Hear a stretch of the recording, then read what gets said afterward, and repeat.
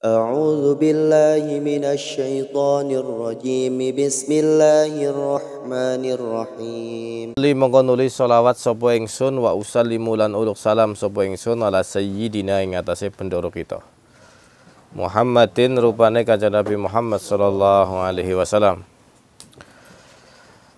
Tentunya membaca sayyidina itu ya dianjurkan, tapi ora usah terlalu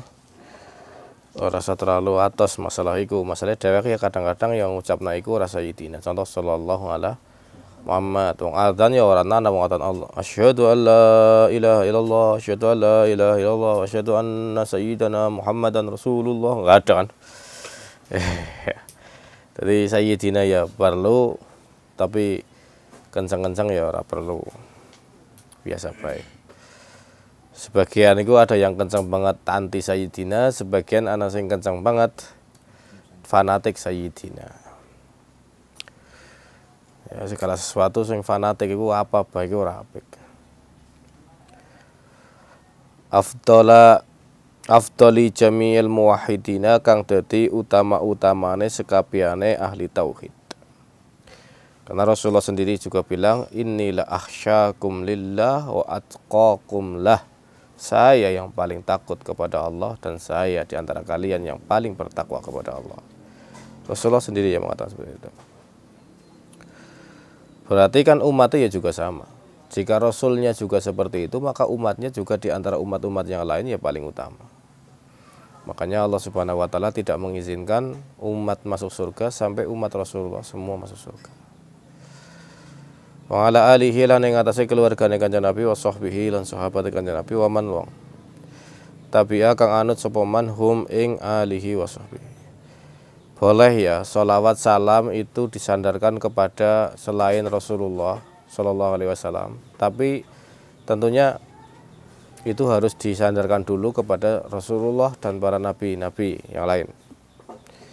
Enggak boleh Allahumma sholli ala Syekh Abdul Qadir Jailani, itu enggak boleh. Sering saya dengar seperti itu enggak boleh. Allahumma sholli ala Syekh iki enggak boleh. Terlalu fanatik karo Syekh. Kadang-kadang orang terlalu fanatik karo Syekh Abdul Qadir Jailani iki ngene ngurutna ya salah. Ila hadun Nabi Muhammadin sallallahu alaihi wasallam wa alihi wa sahbihi wa azwajihi wa dzurriyyatihi wa ila Syekh Abdul Qadir Jailani wa ila jami' malaikatil muqarrabin. Jadi Syekh Abdul Qadir Jailani itu didahulukan atas malaikat dan para sahabat dan para nabi-nabi lain selain Rasulullah sallallahu alaihi wasallam. Saking fanatik ya kalau saya. Giliran karena Rasulullah ila hadrin Nabi Muhammad sallallahu alaihi wasallam, tapi khususon wana khususon. Dan khusus yang paling khusus kepada Syekh Abdul Qadir Jailani. Rasulullah orang khusus, tapi Syekh Abdul Qadir Jailani khusus ya. Saya kira Syekh Abdul Qadir Jailani enggak suka enggak itu. Saya kira enggak suka enggak. Bagaimana orang kok lebih mengutamakan Syekh Abdul Qadir Jailani atas Rasulullah Sallallahu Alaihi Wasallam? Wah, ada sebagian orang itu mengatakan penting manakib daripada perjanjian apa maulidan. Apa perjanjian maulidan orang manakiban? Itu ya segala sesuatu nek sifatnya fanatik itu ya ora apik. Mau sampai sholat fanatik kepada sholat itu enggak bagus. Karena kalau fanatik kepada sholat itu ya berarti dene menganggap orang lain yang enggak sholat itu enggak baik. Menganggap orang sholat enggak baik. Kadang-kadang ya semangat subuh, zuhur, asar, maghrib, isya semangat. Tapi ya semangat juga nyelatuni wong sing nang tangga masjid sing ora pada mangkat. Jere kaya tangga masjid. Kowe iki kon salat udu kon ngelek-elek wong sing ora. So ya ora. Tapi ya menungsae iku lah. Priye maning. Mulane ngaji ya. Ngaji. Waman tabi'ahum. Waman lawang tabi'a kang anut sapa man hum ing ya Nabi alihi washabihi. Fisabilidinil haqqin dalam dalane agama kang hak. Bi ihsanin kelawan ihsan ila yaumidin maring hari kiamat. Ihsan. Maksudnya ihsan itu apa ihsan? Maksudnya ya menjalankan agama dengan baik. Ihsan itu menjalankan agama dengan baik. Hatta Rasulullah sallallahu alaihi wasallam itu mengatakan innallaha ja'alal ihsana fi kulli syai'in. Allah Subhanahu wa taala menaruh ihsan itu dalam segala sesuatu. Wa idza qataltumu fa ahsinul qitlah wa idza dzabhtumu fa ahsinu dzibha. Ketika kalian membunuh, maka yang baik bunuhnya. Misalnya menjadi algojo apa namanya kisos, iya kudu sekali tebas. Sudah ada loro lah.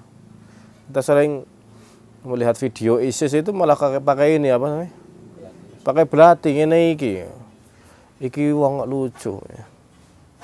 Kita itu ayat kisos ya, ayat tentang potong tangan, mencuri potong tangan itu belum pernah dilakukan Rasulullah SAW. Kalau ada pencuri di zaman Rasulullah SAW itu dicari ilahnya, alasannya kenapa seperti itu. Contoh seperti zamannya Umar bin Khattab. Wah niki aku untaku dicolong, si nyolong sapa iki wong loro iki. Bener sampai nyolong iya. Ya wis kamu kena kisos dipotong tangannya. Wa ma dzalik as'alukum. Tapi aku pengen takon sampean nyolong kenapa? Ngelih. Astagfirullahaladzim. Sing disalahna sing duwe budak iki sing nyolong. Gara-gara kowe duwe budak ora dikai pangan. Jadi nyolong. Kowe ngelironi 2 kali lipat. Lho kok 2 kali lipat? Yang pertama itu ngelironi ontane, yang kedua ngelironi kesalahanmu terhadap budakmu. Karena dengan kesalahanmu budakmu jadi nyolong. Akhirnya enggak dipotong tangannya. Sampeyan sik apa bunuh apa masalah Bu agama apa ya. Kan ihsan kene Kanjeng Nabi iku. Kan ihsan. Wa idza dzabhtum fa ahsinu dzibah. Ketika menyembelih ya menyembelih dengan baik. Apa itu? Ya dengan 1 kali tebasan. Nek ora duwe gamane kowe, ya tuku. Nek kan ora ya ora sembelih. Wasilu tiba, sekali tebasan. Di dalam kitab itu haram kalau misalnya 2-3 kali itu haram nyembelihnya, bukan haram dagingnya. Kalau misalnya nyembelihnya dengek kayak gini wis mati, walaupun ping pisan tok tapi modelnya kayak sedangkan kolongane urung tugel isih dengek kayak gini tok kok mati, itu haram. Tapi nek misalnya ping pisan jret dangkat, ping pindho telu dangkat tapi hewannya urung mati. Iku ya ora haram, tapi haram apa nih? Cara nyembelih, karena itu menyiksa. Coba ikut di sugunan nang sampean. Coba ikut di sugunan sampean, misalnya sampean operasi atau sunat. Anaknya sampean disunat. Tapi ngene anu karo gobet misalnya. Gobet sing sokan go ngebeluki kayu suluh. Yo mending bilit lah. Mending balik putar balik sama seperti hewan ini nyawa urusannya. Ini sebaiknya ya beleh seperti amalan kelawan amal bima kelawan perkara ruwiya kang dari wiyatake anu saking Kanjeng Nabi apa anahu satemene Kanjeng Nabi iku kala ngendika sapa Kanjeng Nabi kulo mriin utahi saben-saben perkara kulo amrin utahi saben-saben perkara dzibalin kang duweni tingkah apik la yubda'u kang ora den kawiti apa amru dzibalin amru dzubalin bilhamdillah wassalati alayya wassalatu sholawat alayya yang ingsun wa huwa mongko utai amr iku aqta'u pegot berkah abtaru tegese pegot berkah abtaru tur iku pegot berkah mamhukun kang den cegah mingkuli barokatin tur iku den cegah mingkuli barokatin saking saben-saben berkah. Maksudnya putus berkah. Nek sesuatu orang maca bismillah orang tunggu sholawat karo Kanjeng Nabi Muhammad sallallahu alaihi wasallam. Rawahu Abdul Qadir Ar-Rahawi fil arba'in faqala Haythami sanaduhu dhaif lakinnahu tetapi hadis fil fadaili ku tetap ing dalam fadailul amal. Wa hiya utawi fadail iku yu'malu diamalake fi dalam apa ing dalam fadail bidhaifi kelawan hadis dhaif bisyurutin kelawan pira-pira syarat. Kita itu ada kitab itu al-amal bil hadisid dhaif, boleh beramal jawazul amal bil hadisid dhaif. Boleh mengamalkan hadis-hadis dhaif dalam hal apa? Satu, dalam hal masalah sejarah atau manakib. Itu boleh. Kedua, untuk fadailul amal. Banyak sekali hadis dhaif yang digunakan untuk fadailul amal. Hadis dhaif itu Imam Syafi'i mengatakan itu saya lebih suka hadis walaupun dhaif daripada kata-kata ulama walaupun sahih. Hadis dhaif kan tetap hadis, tapi perawinya dhaif. Perawinya dhaif mungkin karena diriwayatkan oleh satu orang. Satu orang kan namanya hadis gharib. Itu gharib itu dhaif. Atau diriwayatkan oleh yang hafalannya agak kurang. Hafalannya agak kurang, jadinya dhaif. Jadi orang masalah hadis dhaif pun, tapi emang hadis dhaif gak boleh dipakai di dalam beberapa hal. Satu, dalam hal tauhid. Kedua, dalam hal fikih, menentukan halal dan haram nggak boleh. Tapi yang lain itu boleh. Yang lain itu boleh. Contoh hadis dhaif ini, segala sesuatu sing ora maca bismillah alhamdulillah. Itu kan hadis dhaif. Masa maca bismillah ae ora entuk, mergane hadise dhaif. Iki kelakuane wong ngono iku. Hadis dhaif, hadis dhaif. Faidatun qala Imam Syafi'i rahimahullahu taala ahabbu uhibbu teman sapa ingsun ayyuqaddima ing yen to ngawiti sapa almar'u wong baina yaday khutbatihi ing dalem ngarepe khutbah mar'a wa qulu amrin lan saben-saben perkara talaba kang nyuprih sapa imri'in hu ing amr hamida muji sapa amr Allah ing Gusti Allah taala wasana lan muji alaihi kata Gusti Allah subhanahu wa ta'ala wassalata lan sholawat ala rasulillah ing atase Rasulullah sallallahu alaihi wasallam. Syafi'i seperti itu. Al-faslul awwalu fi sifatillahi ta'ala al-wajib fi haqqihi ta'ala al-jaiz fi haqqihi ta'ala. Al-faslul awwal utai fasl al-awwalu kang awal iku fi sifatillahi tetap yang dalam nerangke pira-pira sifat Allah taala al-wajibi rupane wajib fi haqqihi dalam hak Allah taala al-jaizi tur jaiz fi haqqihi taala al-mustahili tur mustahil fi haqqihi taala dalam hak Gusti Allah taala. Maksudnya wajib bagi Allah itu wajib kita ketahui bahwasanya itu pada diri Allah Subhanahu wa taala. Kalau mustahil itu wajib kita ketahui kalau hal itu mustahil ada pada diri Allah Subhanahu wa taala. Kalau jaiz wajib kita ketahui. Saya kasih contoh satu wujud. Dalam Al-Quran itu tidak ada menerangkan kalau Allah itu wujud. Dan itu merupakan mukjizat Al-Quran. Biar orang itu nggak bertanya-tanya. Kata wujud itu pasti dilihat, bisa diraba, atau bisa dirasa. Orang-orang protes. Ya kan? Mana Tuhan? Oh, nggak bisa dilihat, nggak bisa diraba, nggak bisa dirasa. Berarti kan nggak ada. Ya, emang dalam Al-Quran saja nggak ada. Kanallahu maujudan, Allah itu ada, nggak ada dalam Al-Quran. Dan itu merupakan mukjizat terindah di dalam Al-Quran karena Allah Subhanahu wa taala tidak menyebut dirinya dalam Al-Quran wujud. Tapi Allah Subhanahu wa taala menunjukkan eksistensinya sebagai Tuhan. Ya, di dalam kamus bahasa Indonesia emang segala sesuatu yang wujud itu bisa dirasa, bisa dilihat, bisa diraba. Tetapi dalam bahasa Arab itu sesuatu yang ada tidak perlu dengan tiga hal itu. Tapi kalau menunjukkan eksistensi berarti itu ada. Menunjukkan eksistensinya berarti ada. Contoh otak.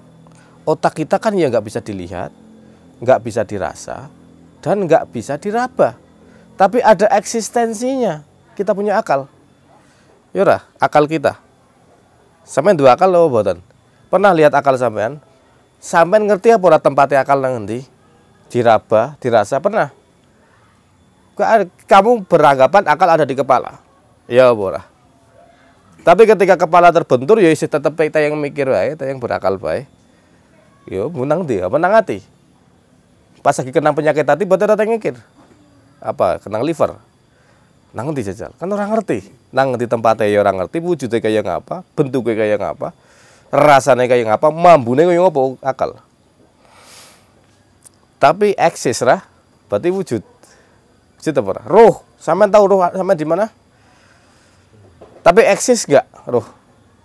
Eksis, berarti ada. Ya, ngono tok bingung. Tapi wong enggak percaya Tuhan ya keblinger kowe. Keblinger. Mulhid, orang ateis enggak percaya Tuhan. Contoh yang pertama sifat wajib bagi Allah, contohnya itu wujud yang kemarin kita ketahui. Masa Tuhan nggak ada? Ya harus ada. Kedua, misalnya Tuhan itu fana, bisa ajur. atau punya musyarakah, punya kanca, itu ya bahaya. Berarti hal itu tidak boleh ada pada diri Allah. Jika ada, maka dia bukan Allah. Dia adalah sesuatu yang dituhankan, tapi bukan Tuhan. Contohnya, ada Tuhan, kita punya Tuhan, kita punya Allah Subhanahu wa Ta'ala yang tidak beranak dan juga tidak diperanakan. Ya pura. Berarti itu sifat Tuhan yang wajib bagi Allah, tidak beranak dan tidak diperanakan. Berarti sebaliknya berarti mustahil bagi Allah. Kita harus tahu kalau itu mustahil ada pada diri Allah. Itu apa? Beranak dan diperanakan. Karena ntar akan muncul pertanyaan, ngene mana kepriwe? Kapan manake? Bidane siapa? Iya lah. Sing dukun bayine siapa? Nang endi?